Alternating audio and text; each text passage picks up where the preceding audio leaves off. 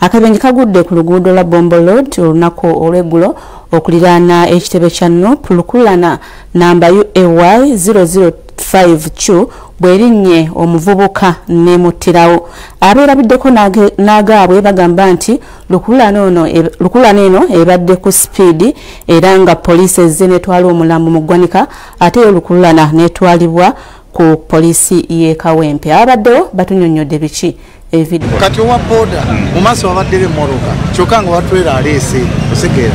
Kakati wa Boda mu kusiba bw'ati nga tagala tumera ya mu maaso omugana ne yeekanga n'akola ki n'abuuka ku ppiki n'agwa mu mipiira n'agwa mu mmotoka nga ye osekeera n'emuyitako n'obuzibu buli n'obukubo obufunda.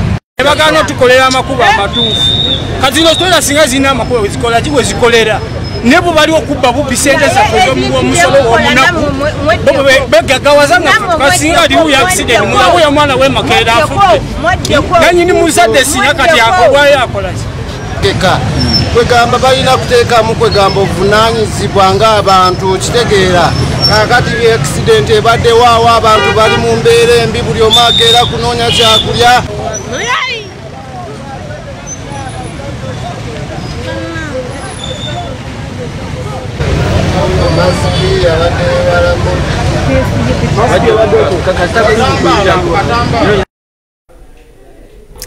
Abo batuusa yatuleetedde emboozi eyo. Tukwebaza okuba ng'otambudde naffe mu gataliko mu ttuntu ku ssaawa emu ey'akawungeezi tulina agabuutikidde ku ssaawa nnya nga bulijjo